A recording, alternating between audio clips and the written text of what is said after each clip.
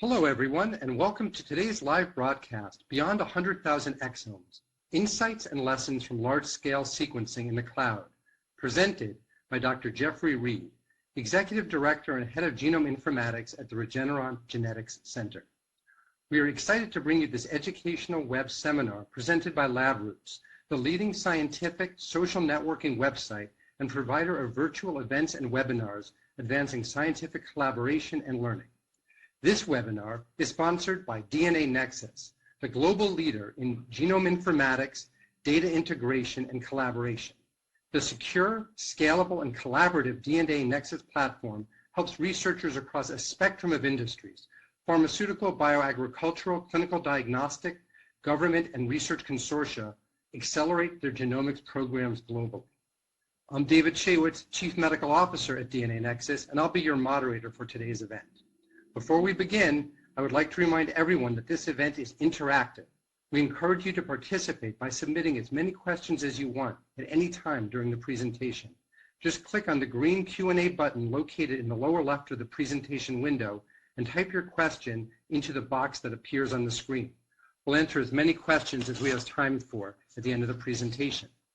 Also, please notice that you will be viewing the presentation in the slide window. To enlarge the window, just click on the screen icon located on the lower right. If you have trouble seeing or hearing the presentation, please click on the support button at the top right of the presentation window, or use the Q&A button to let us know that you're having a problem. Also, this is an educational webinar and thus offers free continuing education credits. After the webinar is over, please click on the CE button located in the bottom left corner of your webpage and follow the process for obtaining your credits. Now for the good part. I get to introduce Dr. Jeffrey Reid, Executive Director and Head of Genome Informatics at the Regeneron Genetics Center, who has quite the impressive track record and who I've loved working with and who's taught me almost as much about genetics as he has about the right way to make classic cocktails.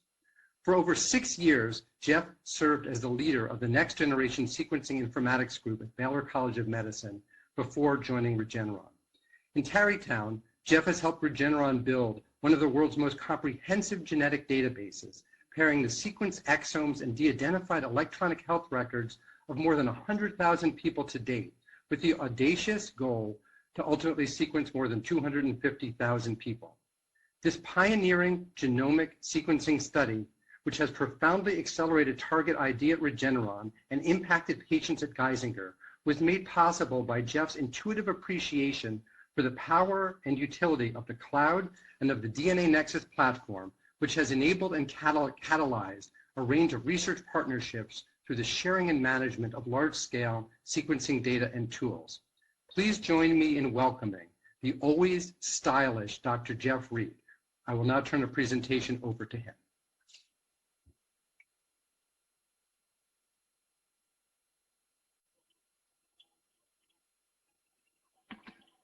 Thank you, David, for the kind words and for the introduction, and thanks everyone for being here.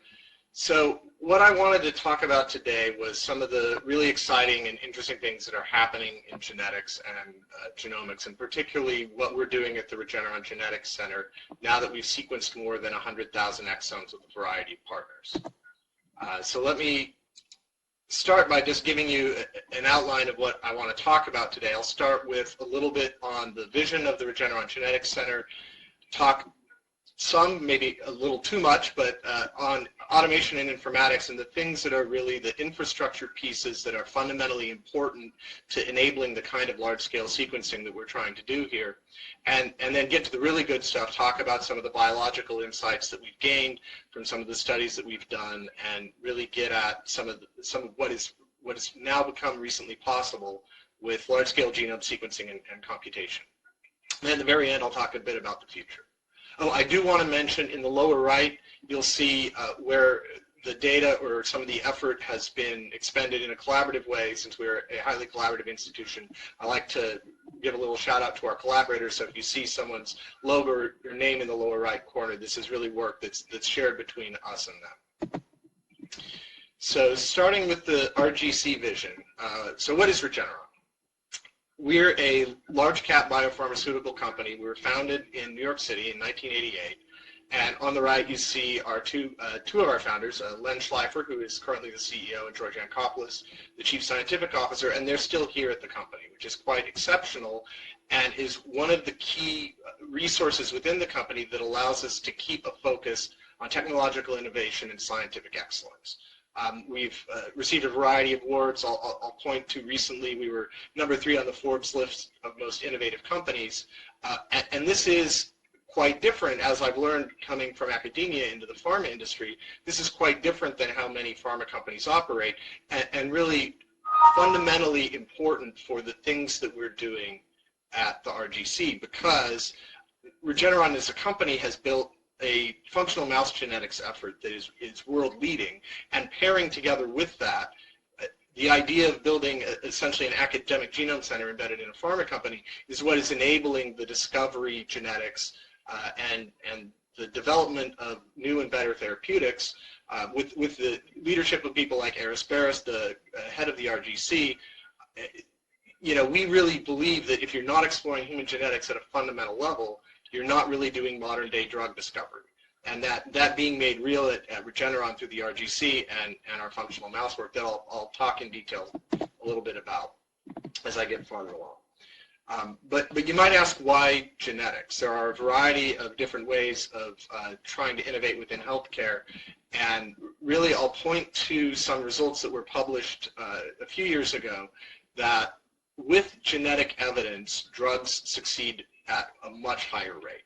So as some of you I'm sure aware, there is a catastrophe in terms of drug failure in the industry. More than 90% of drugs that enter phase 1 clinical trials will fail. And in phase 2, as you know, you move farther along the pipeline, things get more and more expensive. You have a lot of failure from lack of efficacy and a lot of failure from toxicity. And the hypothesis here is that a lot of this failure comes from the fact that the preclinical models are poor predictors of benefit. Curing a disease in a mouse is not always the same as curing a disease in a person. And so by having genetic evidence, being able to really understand the impact of a therapeutic on a living person by having a genetic proxy gives you a much higher chance of having a drug succeed, and in the end both create something that helps patients and creates value for the company. So we feel at the Regeneron Genetics Center that genetics is the single best path to improving the outcomes for patients and improving the success of the drug development process.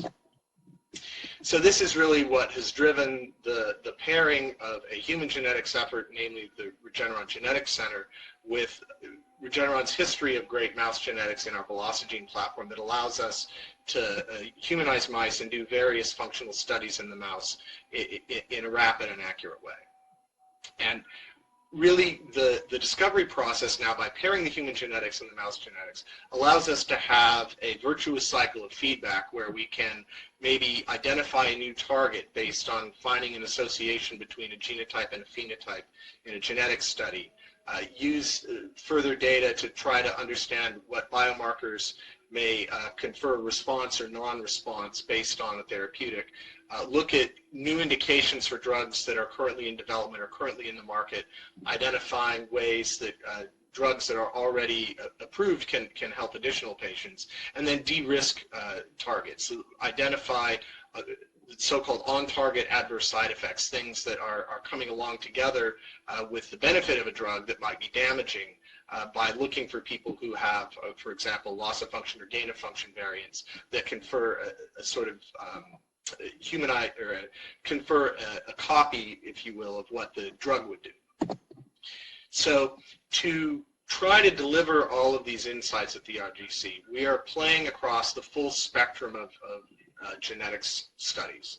We have general population study, our foundational study that I'll talk a lot about with the Geisinger healthcare system, the Discover cohort sequencing, which allows us to identify a broad spectrum of people, get deep electronic health record data from which we can mine for a variety of phenotypes, and looking at very large sets of individuals, identify both common and rare variants that we can do statistical testing. Also, at the other end of the genetic spectrum, we have a variety of collaborations around family studies where we can identify individual families with carriers of high impact variants that cause high penetrant disease There's a variety of collaborators, ever-growing list, including places like Columbia University Medical Center and Toronto Sick Kids Hospital, who have spent years and years collecting various samples across a whole spectrum of phenotypes.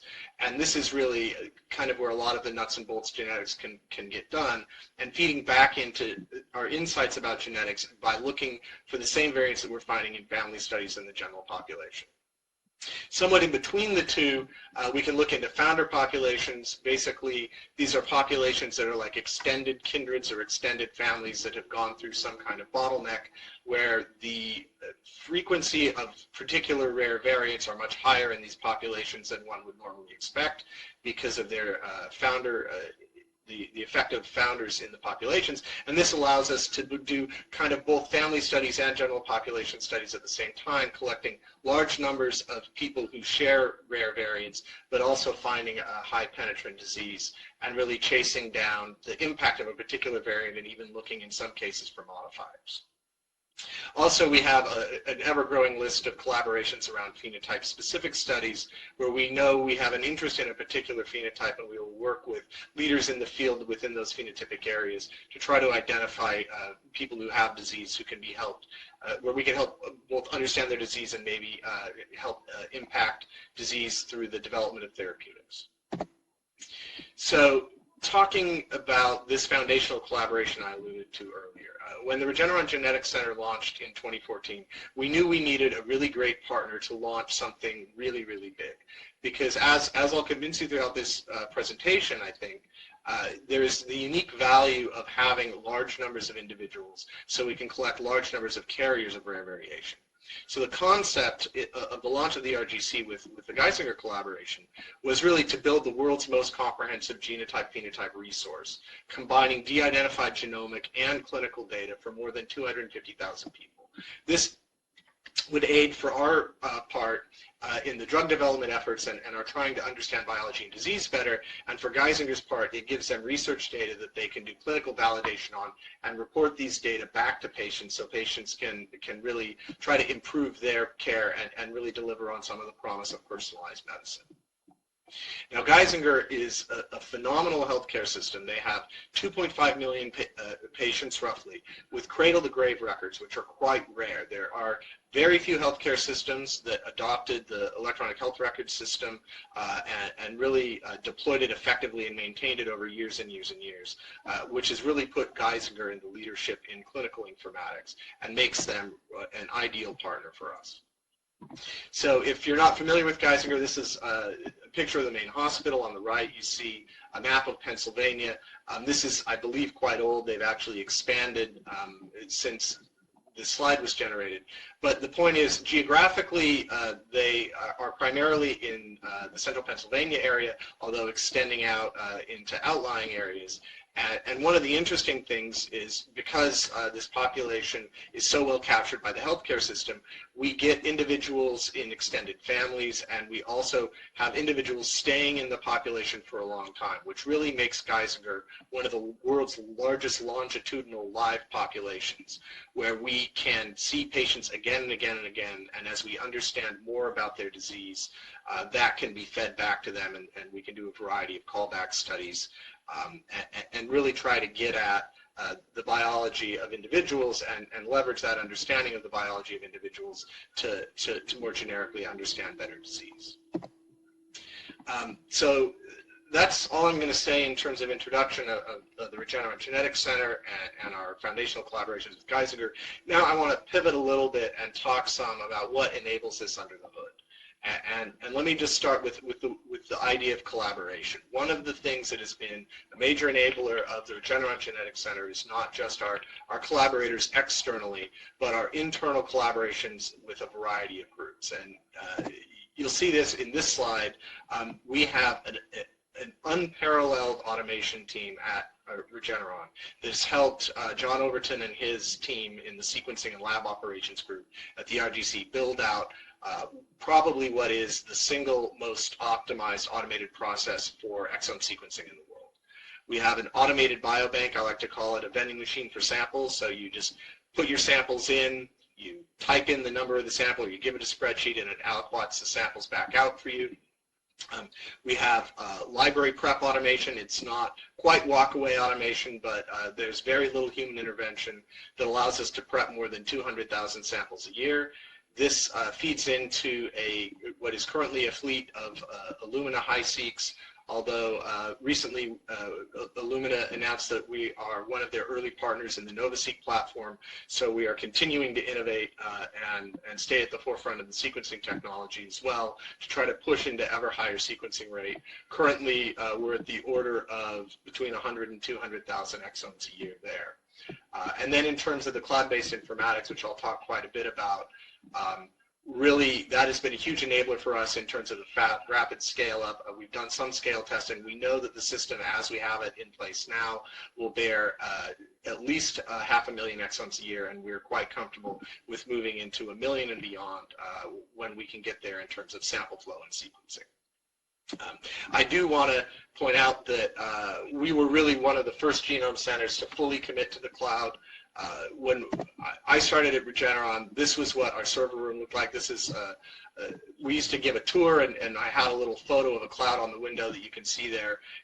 When we took the tours through to show them where we would have been putting our data center, the room actually said data center on the door, and we, with an idea from one of our founders, decided it would be fun to get a cloud in the room, so we bought a fog machine, and we would actually make the cloud in the room until it set off the fire alarm. And so we don't have the fog machine anymore, but we still have this idea that having local compute is just not scalable enough, and it ends up being too expensive to maintain.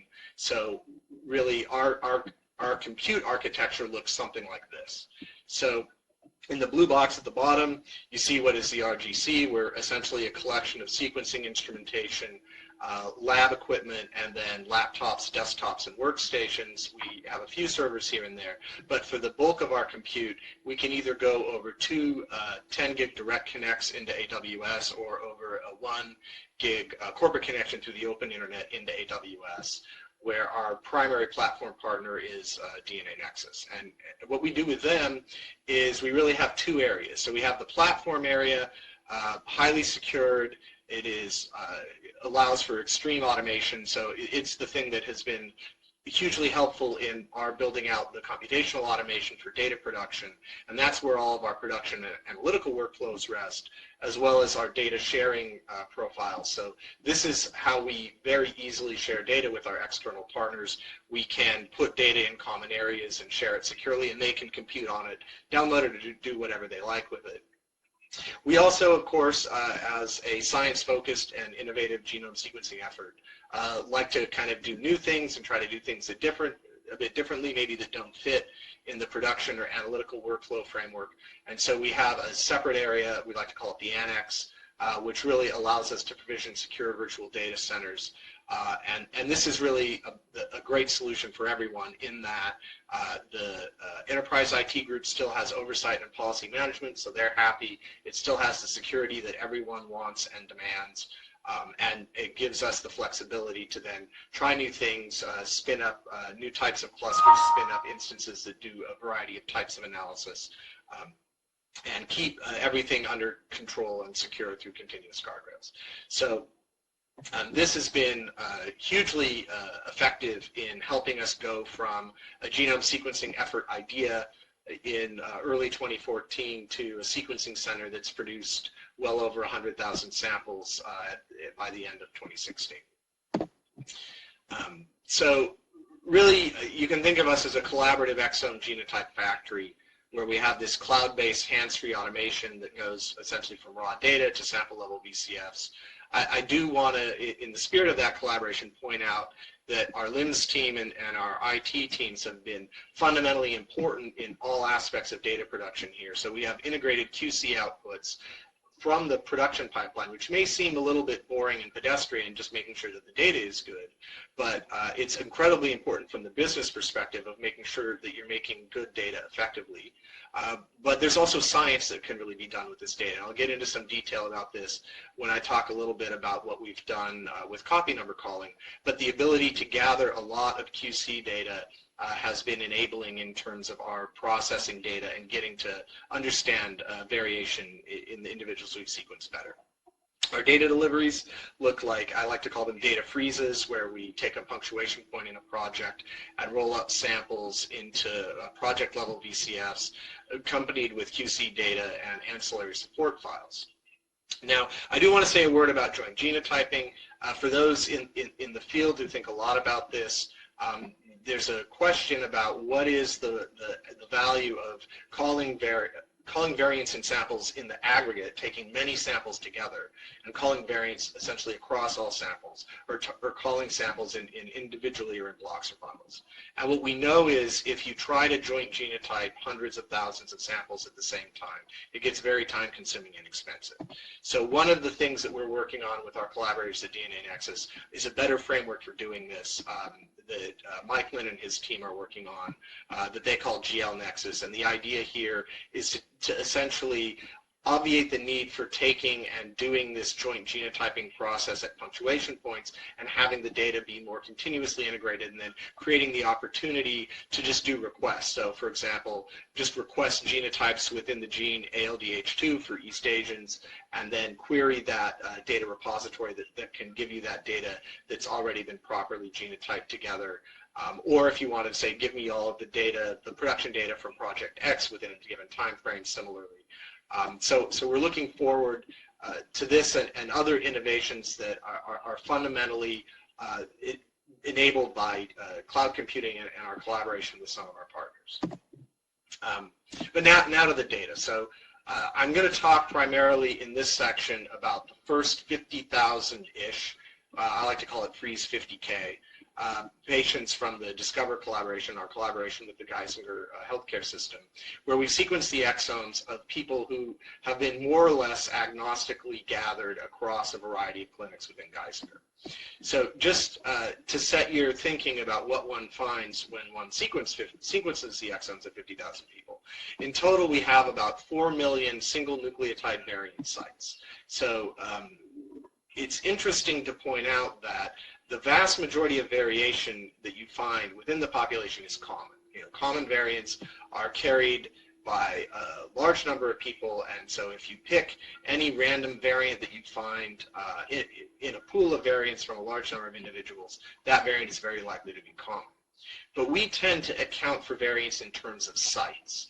And in terms of sites, actually, as you sequence deeper and deeper into a population, you keep adding more and more sites, but those sites tend to be rare because you've already found the common variant sites. So the value of sequencing the 50,000th and 1th person is the additional rare variation that you identify in that individual, as well as having some value in accruing numbers of individuals who carry variants and having information about their phenotypes, which I'll get to.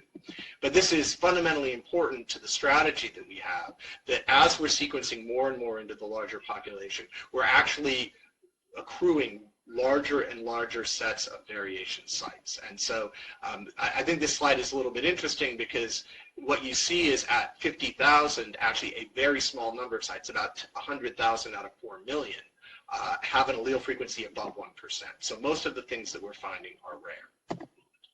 And that's interesting because the thing that is most interesting to us is loss of function variants, or as I like to say, putative loss of function variants, because we don't know for sure. We can algorithmically identify variants that are likely to impact function, but there are, you have to go through a quite rigorous process of functional validation to really understand the impact of any given variant. So this is an interesting statistic from our data that each participant harbors roughly 20 or so predicted rare loss of function variants. So this gives you some indication of how interesting any given individual might be from the perspective of accruing variants that are likely to have a significant impact on function. We think that these should be rare, of course, because if it was a variant that significantly impacted function, it would be selected against. We also anticipate that these things should not, individuals shouldn't be carrying enormous numbers of them because, of course, these are people who are in a healthcare system, and yes, they're seeing the doctor, but for the most part, they're walking and talking, and they're not people who are incredibly ill. So in your sort of average person, you can imagine that you'll find something like 20 putative loss of function variants that are rare. So this slide then speaks, I think, fundamentally to the strategy of doing large-scale sequencing. Because we know that most of the sites we're going to accrue as we sequence across lots of people are rare, and because we know that there's something like 20 possibly interesting rare loss-of-function variants per individual, what you see is if you want to accrue more than one individual who's a heterozygous loss-of-function carrier, well, we can do that, and if you look in terms of the number of autosomal genes where we have at least one or more individual carriers of heterozygous loss-of-function variants, we have 92% of the genes that we are looking at of the 18,000 that are in our list, where we have at least one heterozygous individual across these 50,000 people. But of course, it's hard to do statistics. It's actually not really statistics with one person. That's more of an anecdote. So if you want statistics, you want to get into 5 and 10 and 20 carriers, and maybe you're interested in complete knockouts. Maybe you're interested in homozygous loss-of-function carriers. So you can see in this table that if you want to get into the statistics of total knockouts, if you want 10 individuals for each gene who are homozygous loss-of-function carriers, well, at 50,000 people, you've only ascertained enough individuals to do that kind of statistics in 1% of the genes. And so this points us to the idea that we think that we're going to need to continue to sequence very deeply, and this is the thinking that I think is driving many in the field to sequence very large cohorts. And you know, the statistic that I like to have in mind is, yes, 92% of genes with one or more heterozygous loss-of-function carrier for 50,000 people, but only about 7% of genes with homozygous loss-of-function. And this includes many Regeneron drug targets, which is already exciting for us, but if we really want to get into the whole of biology, we need lots and lots of people. Now that's just from the genotype side. Getting into the real value of the Geisinger healthcare system and what's really exciting about what they've built over the last really 20 and 30 years is their data warehouse, basically, their database of people's healthcare data.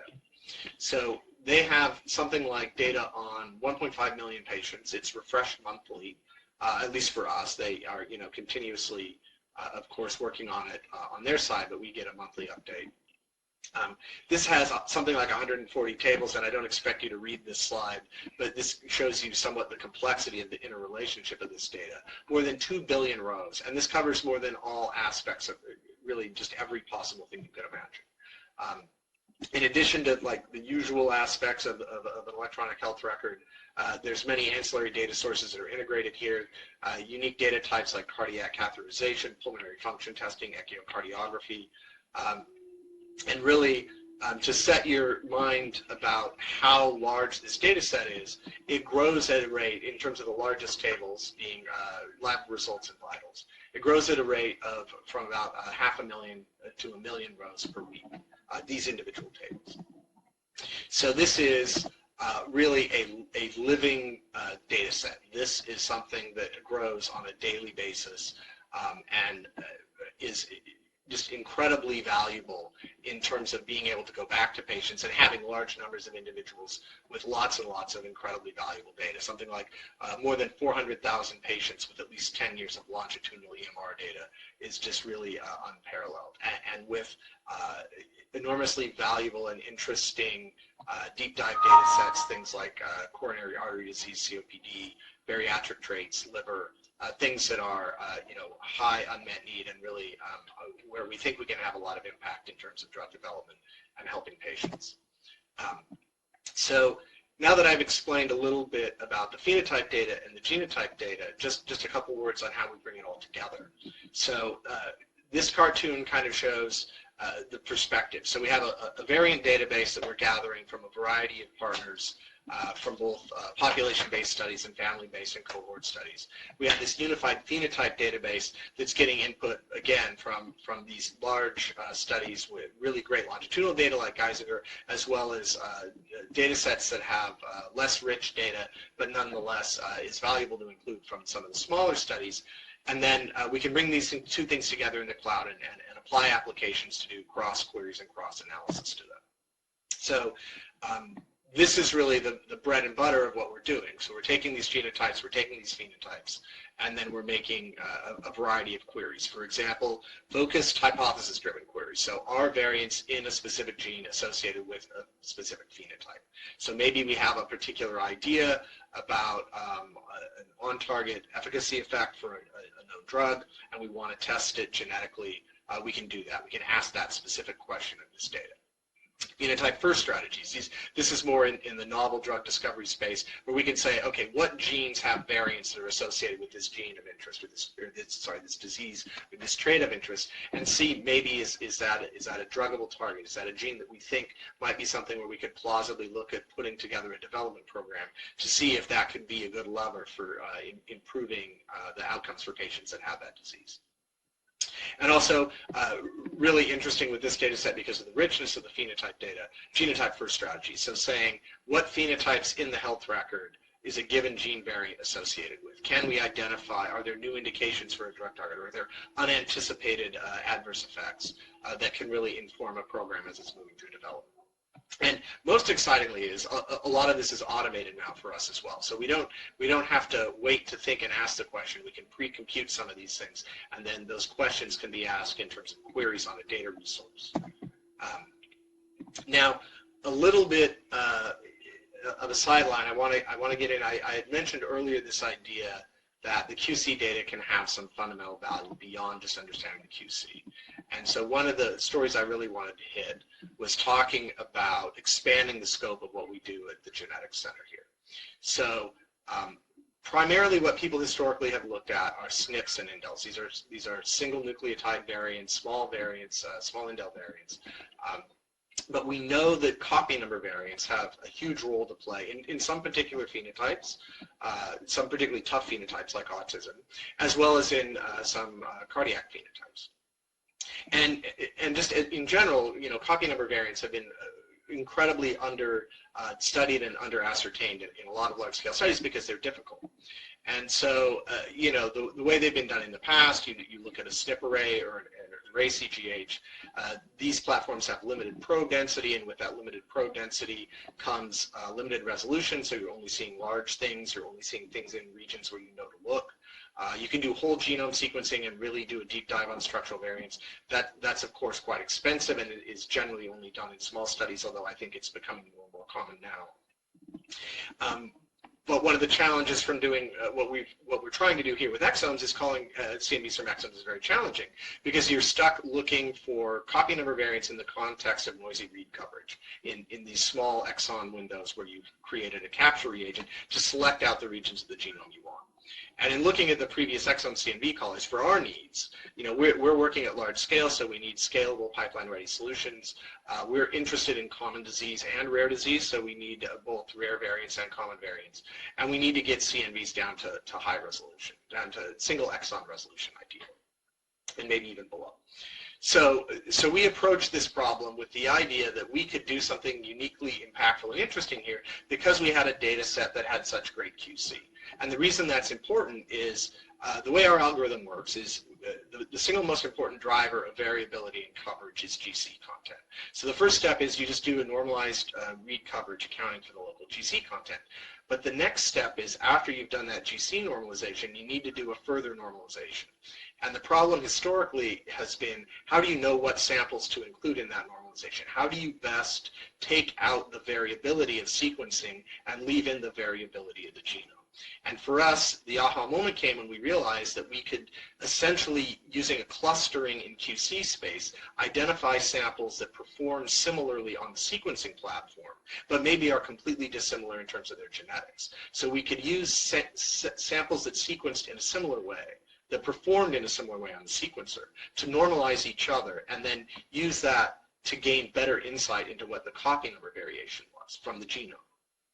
So after that QC kind of clustering step, we can then fit a mixture model. And I'll show you a cool cartoon example of that, where we can identify what the expected copy number state for a given individual in the distribution is, and then stitch those together with a hidden Markov model into contiguous exonic regions.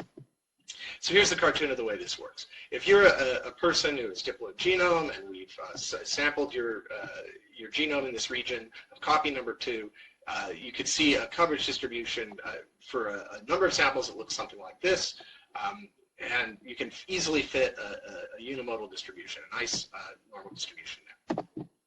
But if you have a site that's variable, where some samples are copy number 0 and some samples are copy number 3, most are diploid, some have some are heterozygous with a single copy deleted, it's really not useful to fit that single distribution anymore.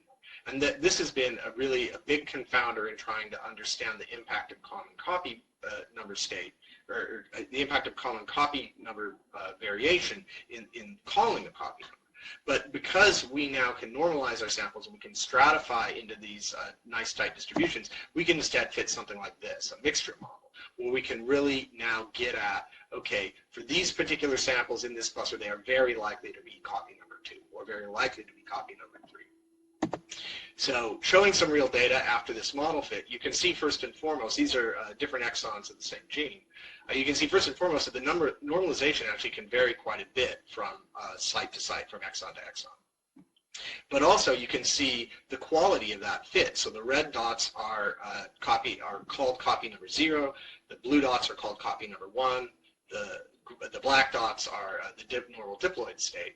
And you can see clearly how with the multimodal fit, you can identify crisply, even at the borders of these things, which samples are carriers of copy number 1 and which are copy number 2. So to show you some real data, some validation data, we went through an exercise. Because we have a lot of related individuals, of course, in Geisinger, we're talking about a healthcare system, and families go to doctors, not individuals. And so we were able to collect data from 6,500 parent-child duos, and then we could look for what the expected transmission rate. If we could validate with genetics the expectation, if the parent has something, the child has a 50% chance of having the same thing. We can then use that as a validation on our data and compare it to some copy number data that was generated on genotype chips using the gold standard genotype chip CNV caller pen CNV.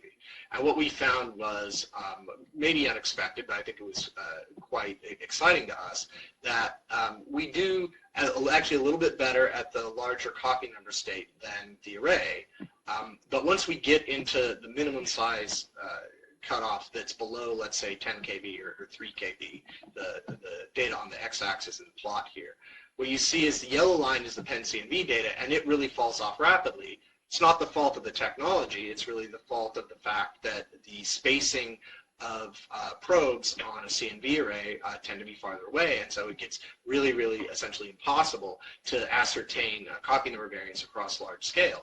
Whereas with exon sequencing, because we're doing high resolution sequencing in the regions that we're targeting, we can actually maintain a transmission rate between 40 and 50% all the way across the spectrum of size. Now, I'll remind people, again, the transmission rate of 50% is the ideal, and so yeah, the calls do get better as you get larger, but still having a transmission rate above 40% at a scale of 100 base pairs is really, really exciting. And you don't have to believe the comparison between the pen CNV calls and the CLAMS calls, our CNV caller. We also did a separate independent validation on some loci using TACMAN, quantitative PCR. And so what this shows is at this particular site that we had 92% sensitivity and 98% specificity for small CNVs as validated by TACMAN with essentially a 47.6% of 50% transmission rate for rare heterozygous calls. So we have done validations now to convince ourselves that we can detect both common and rare copy number, validated then again back in the transmission. And so we think that with this data now, we have really one of the most exciting copy number data sets anywhere in the world. So with that, I'm going to quit talking about some of the kind of infrastructure and some of the details of how we got to the data set that we have. And I'm going to get really into what I think is the really exciting stuff about the biology. So let me just start with this figure from a paper that that I really love. This is a paper from Jim Lutsky and others at Baylor talking about this concept of clan genomics. That is genomics that's across an extended pedigree of individuals.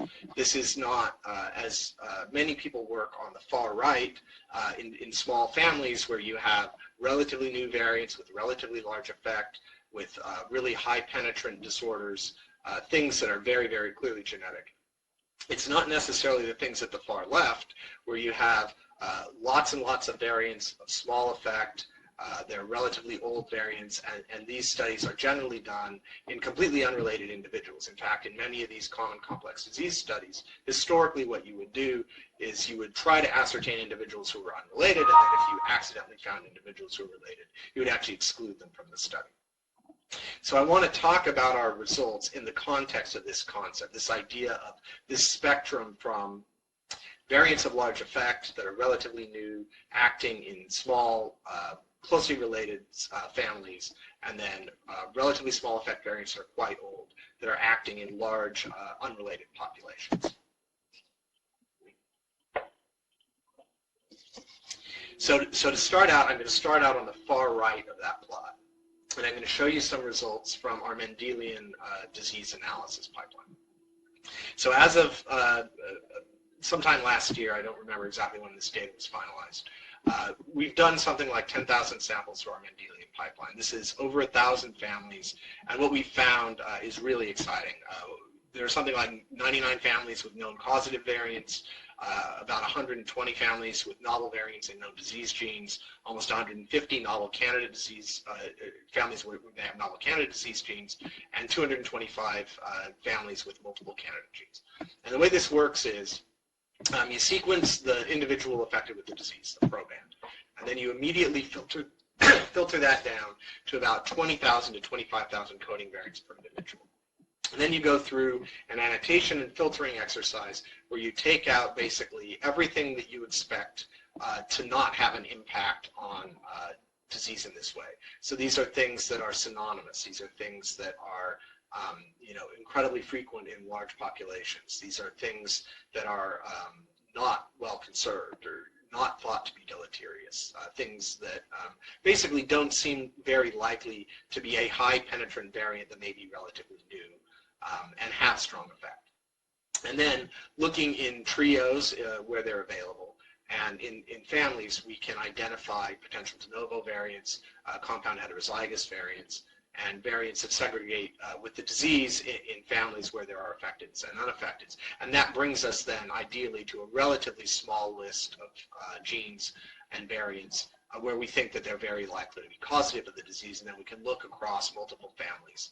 This is a methodology that a variety of people have applied. This is not new with us, although I think we do it quite well, and actually we have, again, with that theme of automation and collaboration, we've had a lot of the informatics teams working closely with the Mendelian disease teams to build out a lot of automation. And hopefully soon we'll be doing this on a decision support basis, really having the analytical pipelines be completely automated, and then the Mendelian disease expert doesn't spend a lot of time digging in on the actual munching around of the data, but spends their time looking at things like this. So this is some data that we made for the Columbia University Medical Center group, where they have about 71 families and 192 singletons with pulmonary arterial hypertension. And the idea here was to take a lot of individuals collected in these families where they have a similar phenotype and see if we could find new genes. And the exciting thing here is it looks like we have found a new gene. So something like 16 different cases, 10 families and 6 singletons, are carriers of rare deleterious variants in TBX4.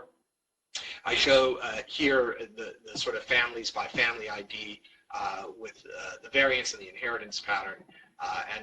You see very importantly, the GHS allele frequency is the frequency that we've seen in our database with Geisinger. So these are variants that are not common at all in large numbers of individuals, and so because they're segregating in this way, we think they're really causative of PAH. So here's the full spectrum of variants from that study. You can see there's these genes that have been previously characterized as being associated with PAH, like BMPR2, which accounts for something like 13% of the cohort, but really exciting, about 10% of the cohort. Really the second hit for us is this TBX4 gene, which is new. So now reaching past the individual families, I want to talk a little bit about this kind of middle ground, places where you have people who are not unrelated, and we're not talking about large, case control studies of unrelateds, but things where we have kind of extended pedigrees and extended families. And one thing to think about is the way that we can infer a family or a pedigree from genotype data. So what one generally does is one looks at identity by descent. And the easiest way to think of this is the measure of the fraction of the genome where you share zero identity, that is, 0 of your 2 chromosomes are the same between you and the individual you're being compared to. IBD1 measures the fraction of your genome where 1 of the 2 chromosomes is shared between you or between the 2 individuals that are being compared. And so in this first line, talking about monozygotic twins or clones, having 100% IBD2, namely 100% of the genome, that is both copies of the chromosomes, are shared entirely between the 2. So for parental offspring relationships, on average, you have IBD1, that is, you get on average exactly 1 of your chromosomes from one parent and 1 chromosome from another parent. For full siblings, it's 25, 50, 25, et cetera, as you go into more distant relationships, all the way to unrelateds where you have 100% IBD0, that is, on average, you share no genetic material or no alleles between you or between the 2 individuals being compared. So this is a plot from a study we're working on with Toronto sick kids, where we've, like with the Mendelian disease program, like the previous study that I showed from Columbia, we've collected samples into families. And so what one expects is a lot of relationship here, because these samples were collected intentionally for relationships. So out of a relatively small number of samples, we have 13 monozygotic twins, you see in the lower left corner. In the upper left, at 100% IBD1, which is on the y-axis, and 0% IBD0 on the x-axis, you have parent-child relationships, and then on down that diagonal towards second degree and third degree, and you can see the cluster of full sibling relationships where you have 25% IBD0 and 50% IBD1. Now this is where it gets very interesting. This is, again, a cohort that was collected intentionally in families because we're trying to do a similar study in very early onset irritable bowel syndrome, similar to what we did in PAH with Columbia. But here's the Geisinger data set. So this is data from roughly 50,000 people. But remember, these people were not collected because they were related. These people were collected as part of the Geisinger cohort, collected because they're part of this healthcare system. And the thing that was very exciting and new to me is this data set is incredibly related. There are an enormous number, 4,900 full sibling relationships, 6,600 parent-child relationships. Remember, each of these points is a pair of individuals. And so at the end of the day, what we found was there were over 6,000 family networks or pedigrees within the 50,000 Geisinger samples we had sequenced. And you see the plot on the right shows when we collect samples into families, the number of samples in each family. And there are enormous numbers of families where there are more than 5 individuals who have been collected and sequenced as part of Geisinger. And that lets us reconstruct something like this, which I think is really cool. Which is really only possible in a really exciting data set like the Geisinger data set, where each of the gray boxes that can be a little bit hard to see, let me see if I can help you out there. So there's a gray box sort of here, here, that contains all of the familial and sibling relationships, the parent-child and the sibling relationships. So you can think of these as nuclear families. These are, the gray boxes contain red lines and yellow lines that are connecting points, which are individuals who share those very close relationships. And then the blue lines are connecting second-degree relationships. These are cousins, these are aunts, these are uncles. And what you see here is over 1,100 people collected into a network of second-degree relationships where any single individual within this population is connected to another individual through this population through an identifiable familial relationship. So this then really is that middle ground where we aren't talking anymore about families, but we're also not talking about unrelated individuals. We're talking about really extended networks of relationship. And that enables discoveries like this. So this is a meeting of the minds between what we have done in copy number variation, where we identified a novel copy number variant, a duplication in an LDL receptor gene that basically takes the end of the gene and duplicates it. And you can see at the top sort of an ideogram of the gene, and then just below that, what we've done is we've actually done whole genome sequencing to reassemble that region and validate that this is a tandem duplication showing the microhomology at the breakpoint. But getting back to the families, the carriers of this variant, which was found doing an association between various cardiovascular phenotypes and various variants that we found, this variant actually collects in a large extended family.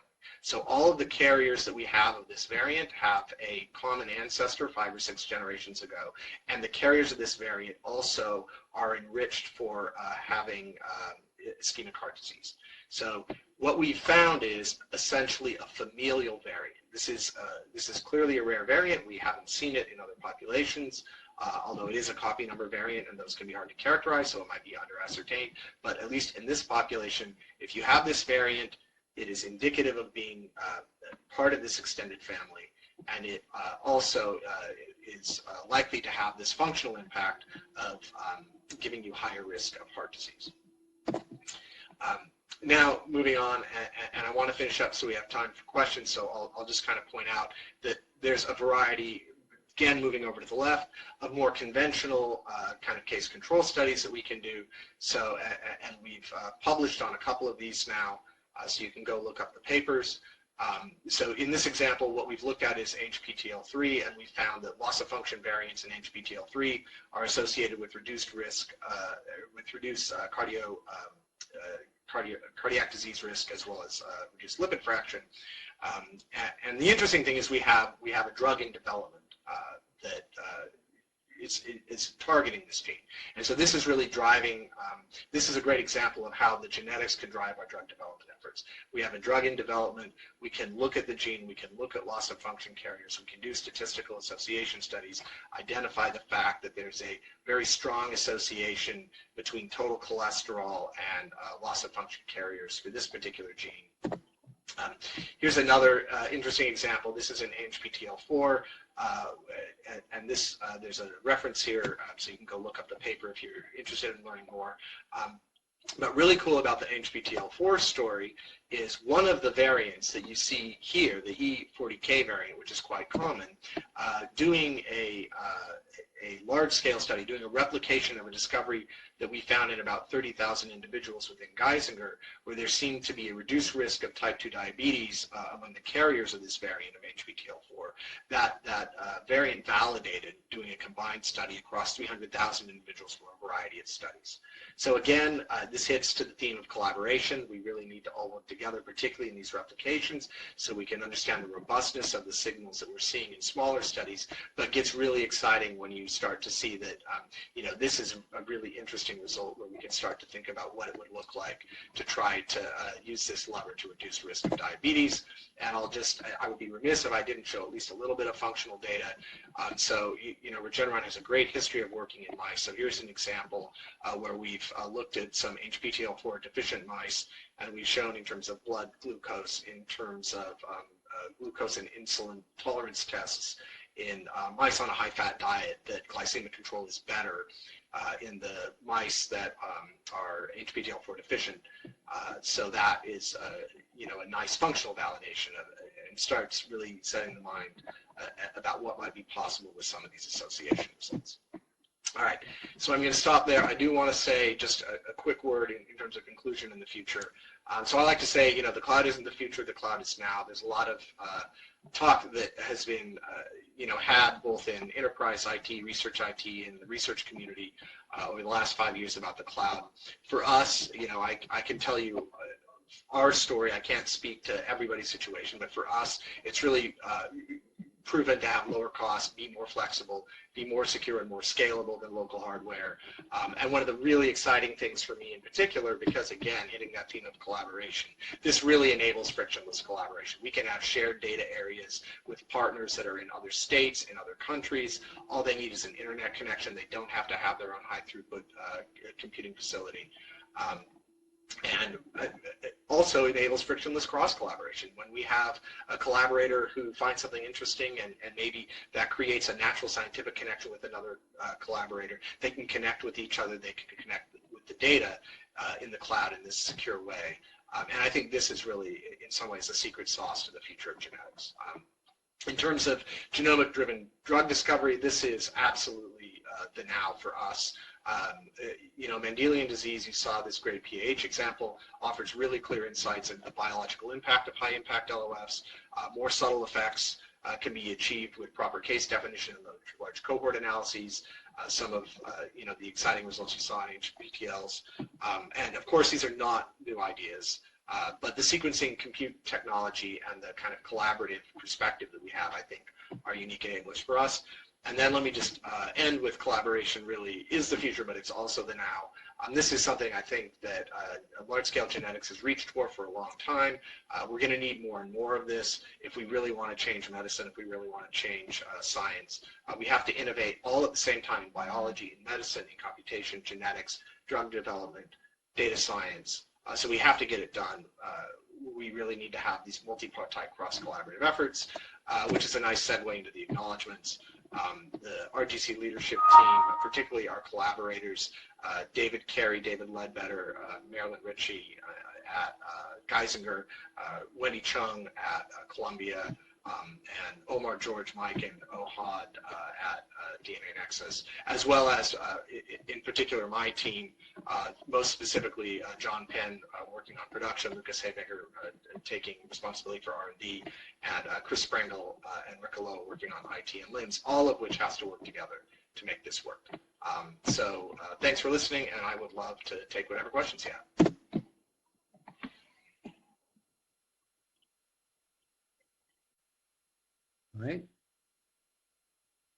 All right, well, thank you, Jeff, for that captivating and truly inspirational presentation. It's an absolute tour de force. It's time for Q&A, so out there, if you have any questions you want to ask Jeff, please do so now. Just click on the green Q&A button at the lower left of the presentation window, type your question into the box that appears on your screen, and click on the send button. We'll answer as many questions as we have time for. And let's see. All right. All right, well, here's one. Jeff, why did you decide to use your own CNV caller?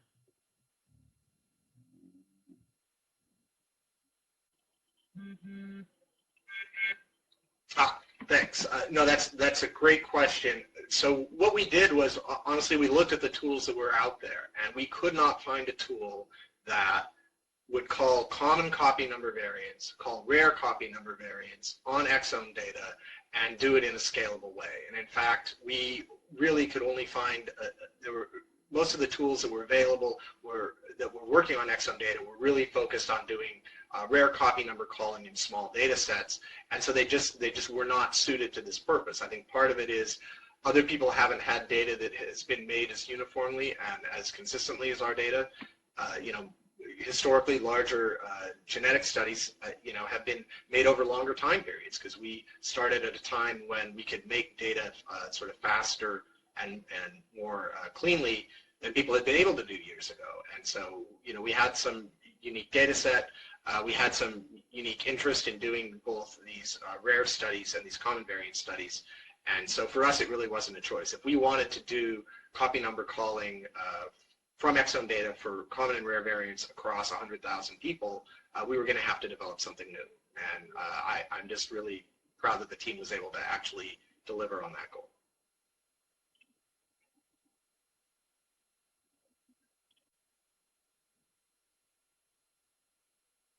Well, given the quality of the team, I'm not very surprised. All right, another one's coming up. What was the motivation behind committing to the cloud from the beginning?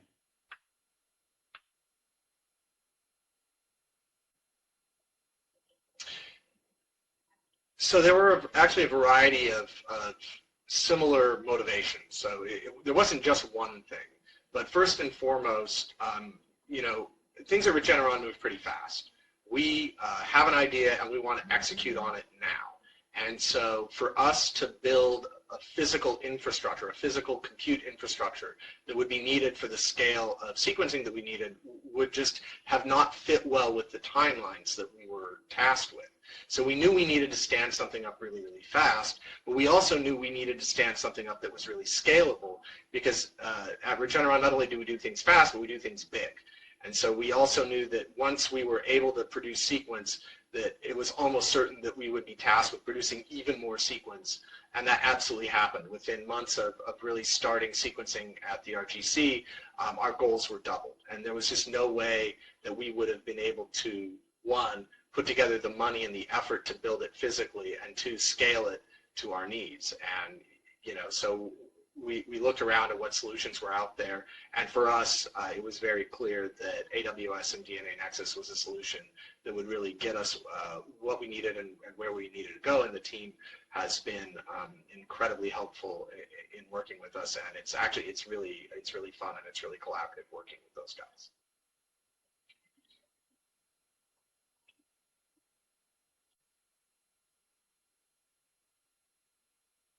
Okay. See on time. Okay, how can I get involved in this kind of research?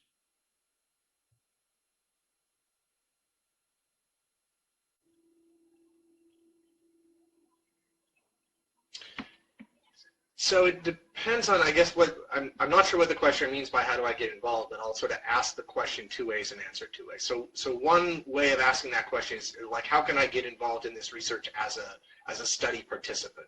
And I think one of the very interesting things that has emerged is the Precision Medicine Initiative. And I know that they have a variety of efforts, and they're really trying to incentivize participation from everybody. And they're very interested in getting people who are willing to you know, give over DNA, give over health record data, and really, you know, participate in the study as somebody who's giving you know, of themselves to try to help science. And I think that's really laudable, and that's really exciting, because in the last 5 or so 10 years, it's maybe not always been so clear if you really wanted to participate in something like this, how you could. The other way to ask that question that I think is also really valuable to think about is, you know, as a scientist, as somebody who's interested in medicine, as somebody who wants to see healthcare get better, you know, how do I participate from the research side, not as a participant, but as somebody who's doing the work? And there, you know, I would just say that I think this is an incredible field. It's growing just leaps and bounds. You see more of this kind of sequencing every day. You see more aspirations towards precision medicine all over the world every day. And, you know, I would say getting an education where you understand fundamentally genetics and biology, but where you also fundamentally understand computing and data science. I think people with those skills will be very well positioned if they want to get involved in this kind of research from the research side in the future. And then, you know, the other thing is, just look around in your local area. This is really happening everywhere. That's one of the reasons I think it's very exciting. And so, you know, go to your local institution of higher education, your local healthcare system, your local hospital, your local, you know, healthcare industry center of excellence, and I bet you'll find some of this. And, you know, if you're really, really motivated, I have no doubt that everybody can participate and contribute to this.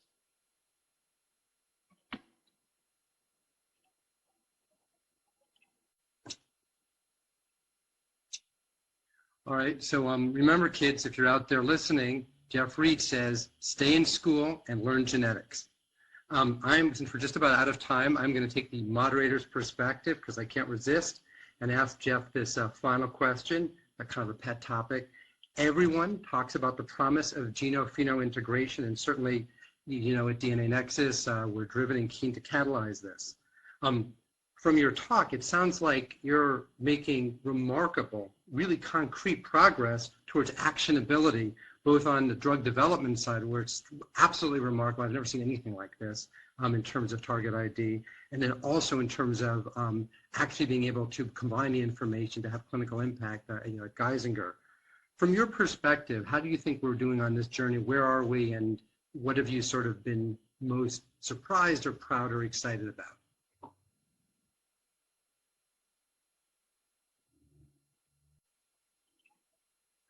So it'll be hard to sort of pick one thing to be most excited or proud of. I think I'm quite proud of the RGC in general, in that it was not obvious that this kind of academic sequencing effort at a pharma company could or would or should succeed, and I think it has on all counts, and that's really gratifying. But to get more to the actionability, I think that the one thing that I think is really, really cool, because it's something that I've been thinking about for a while. There just isn't a lot of data that is coming back to patients about CNVs. There are a small number of CNV tests that are run. I think they tend to get run for people who have a particular phenotype or a particular disease area. And I think we're going to see very soon. I know Geisinger's been working really, really hard on this and trying to do it right. But I think we're going to see really, really soon some of the CNV data actually coming back to patients, getting some information about, that they're carrier of given CNVs, and those CNVs are thought to be associated with phenotypes that they have, and giving them kind of more information about their genotype and maybe help them get some insight into the phenotype as well. That, to me, that aspect is particularly gratifying, but just generally as well, the idea that this data is, ending up back in the hands of clinicians who are, doing validation and thinking about it rigorously and putting it together into reports that are going to be impactful and helpful to patients, and getting data back to the people who are putting samples in there. Not every study gets to see that, and so that is just really, really exciting.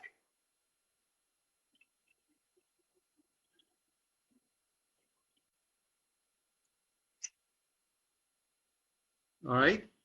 All right. Well, it's clear that you're, though not located in Silicon Valley, nevertheless achieving the Silicon Valley ambition of making the world a better place. So we appreciate that. I really want to thank you for your absolutely spectacular presentation, and also to thank our sponsor, DNA Nexus, for making today's educational webcast possible. Do you have any final parting comments, Jeff?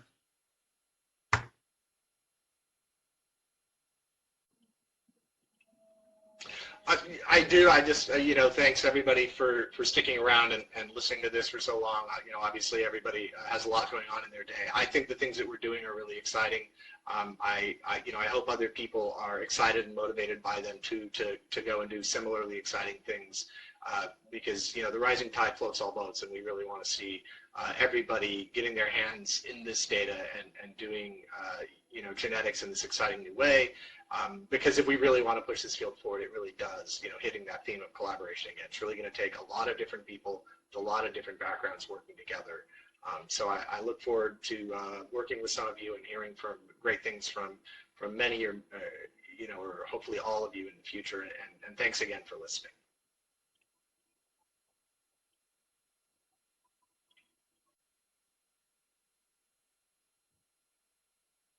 All right. Well, thank you so much, Jeff. Really, just incredible stuff. Before we go, I do want to let everyone know that today's webcast will be available for on-demand viewing for 6 months from today. You'll receive an email from LabRoots letting you know when this webcast will be available for replay. Please share that announcement with your colleagues or anyone else who may have missed today's live event. All right. Well, that's all for now. Thank you for joining us, and we hope to see you again soon. Take care.